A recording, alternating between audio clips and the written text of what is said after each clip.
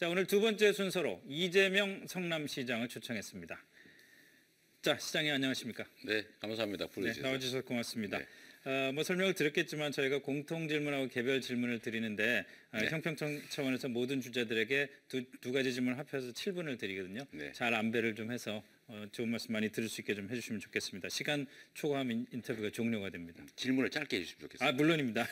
이거는 지금 시간 계산에 안 네, 들어갑니다. 네. 자, 그럼 공통 질문부터 시작을 하겠습니다. 이 시장께서 꿈꾸는 대한민국의 모습은 어떤 겁니까?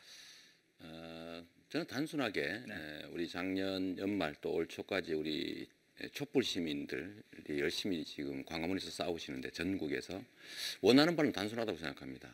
70년 동안 쌓여온 이 나라의 적폐, 소위 부패 기득권 구조의 청산, 그리고 모든 사람들이 공정한 기회를 누리는 공정한 나라 건설, 그것이라고 생각합니다. 기득권 청산, 공정한 나라. 그럼 그런 대한민국을 이루기 위해서 만약에 대통령 후보가 되신다면 공약 1호라면 어떤 게 있을까요? 뭐 공약으로 치면야 뭐 공정한 나라를 만들기 위해서 뭐 경제 또 정치 여러 영역이 있겠습니다만 딱 한 개만 꼽으라면 국가의 제1 기능은 억강부약, 강자의 횡포를 억제하고 약자들을 부축해서 같이 살게 하는 것인데 현재 정부 또는 국가의 모습은 강자들의 편을 들어서 그 부패한 부당한 이득을 나눠 먹고 있습니다. 네. 그래서 정부의 부정부패적 요소를 완전히 뿌리 뽑을 수 있도록 이 윤석열 검사 같은 사람을 검찰총장으로 임명해서 완전히 깨끗하게 정부 내 부패를 청산할 수 있게 하면 좋겠습니다. 알겠습니다. 자, 세 번째 질문입니다. 네. 개헌이 만약에 된다면은 시장 생각하시기에 우리나라의 바람직한 권력 구조는 어떤 거라고 생각하십니까? 저는 여러 가지 예를 들면 한반도의 특수성 또 정책 수행의 일관성 등등을 고려할 때 4년 중임 대통령제 그리고 분권이 강화된 지방 분권 또 국가 간 권력의 분점 이런 것들이 좀 돼 있는 분권형 4년 중임 대통령제 이런 게 좋다고 생각합니다. 분권형 4년 중임.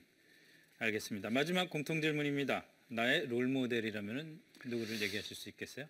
제가 먼저 여기 초청을 받았어야 되는데 제가 원래 그 대공황을 극복했던 루즈벨트를 매우 좋아하는데요. 네. 제가 지금 제시하는 경제 정책의 이름도 뉴딜 성장 정책인데 그렇군요. 어제 문재인 대표께서 오셔가지고 저를 따라하시는 건지 먼저 얘기하셔가지고 김이 빠지긴 합니다만 그래도 저는 루즈벨트를 좋아합니다. 뭐 누구나 존경할 만한 인물이죠. 네. 자, 여기서 시계 멈춰주시고요.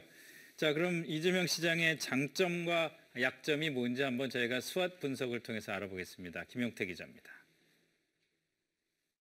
속 시원하게 말 참 잘한다고 해서 사이다란 별명 얻은 이재명 성남시장.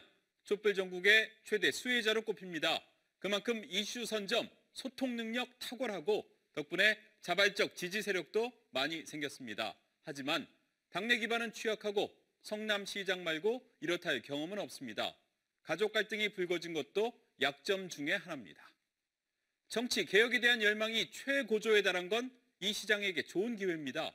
지금 누가 강한 리더십으로 개혁 드라이브를 걸겠냐는 물음에 응답할 수 있다는 거죠. 이런 개혁 이미지는 동시에 위협 요소이기도 한데 개혁을 넘어 때론 극단성을 보이면서 보수층엔 거부감이 생겼죠. 그리고 당을 자각한 문재인 전 대표 측의 집중 견제 받을 수도 있습니다. 이상은 한국 매니페스토 실천본부가 내놓은 이재명 스왓 분석이었습니다. 자, 지금부터 주자별 공통 질문으로 넘어가야 되는데 그 전에 루즈벨트 관련해서 한 말씀 하시고 싶다고 그러셔서 지금부터 시간을 시작하고 말씀하시면서 넘어가겠습니다. 자, 시작하겠습니다. 우리 사회의 가장 심각한 문제는 불평등, 불공정, 격차입니다. 그리고 이 불평등을 극복하고 공정한 기회가 보장되는 공정한 나라를 만들어야 되는데 여기에는 엄청난 용기와 결단, 추진력이 필요합니다.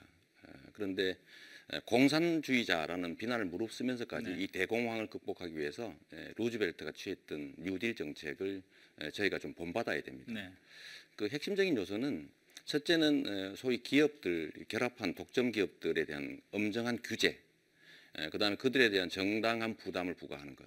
두 번째는 노동조합 또는 노동권을 강화해서 노동자들이 몫을 늘려서 중산층을 만들어내는 것. 또 한 가지는 정부의 재정 능력을 좀 키워서 즉 뭐 기업들의 법인세를 더 건다든지 이런 것으로 재정 능력을 키운 다음에 그걸 통해서 복지를 확대해가지고 결국 미국의 50년 호황의 토대를 만들었습니다. 근데 우리도 지금은 재벌 체제 해체를 통해서 강자들의 횡포를 억제하고 공정한 경쟁이 가능한 토대를 만들어야 되고 두 번째는 불법 노동, 불법 장시간 노동 뭐 이런 것들을 좀 억제하고 노동조합을 좀 강화해서 노동자들의 몫을 늘려야 됩니다. 지금 성장의 몫이 노동자들 즉 가게에는 전혀 가지 않고 있습니다. 네.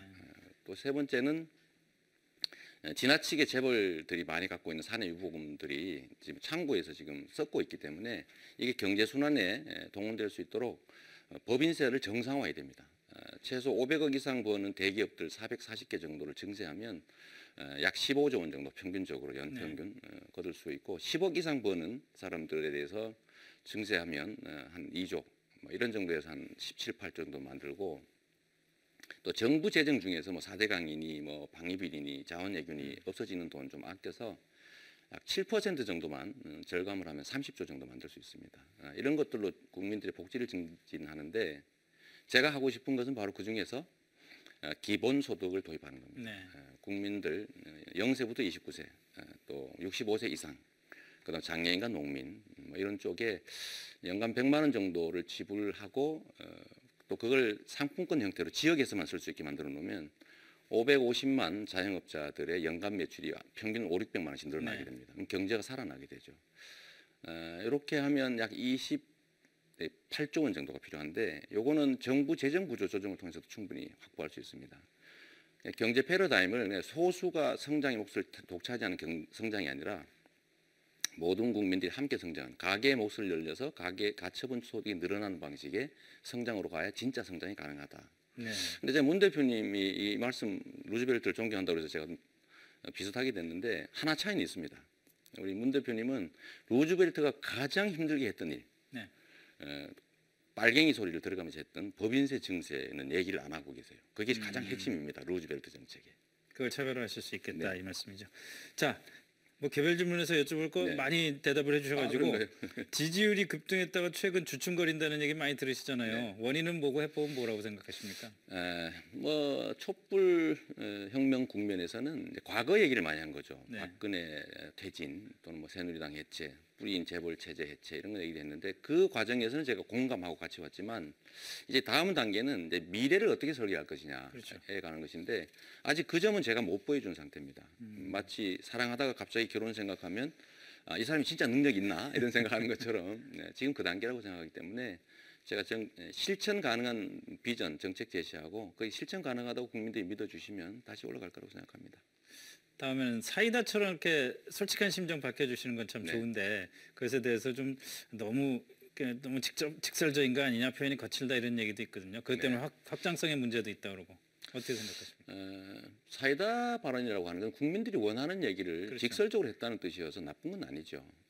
그런데 그것 때문에 확장성이 없다고 하는 것은 오바일 수 있습니다. 왜냐하면 제가 이렇게 살아왔는데도 강남벨트로 불리는 분당에서는 압도적으로 제가 지지받고 네. 있습니다. 오히려 확장성 이런 측면은 저희가 더 나을 수도 있다고 생각합니다. 자, 아마 마지막 질문이 될 것 같은데 최근 한중일 갈등이 뭐 네. 심각하지 않습니까? 간단하게 해법이라고 생각하시는 게 어떤 게 있는지. 반도 국가들은 해양 세력과 대륙 세력 중간에 있기 때문에 그야말로 균형 잡힌 자주적 외교를 해야 됩니다. 네.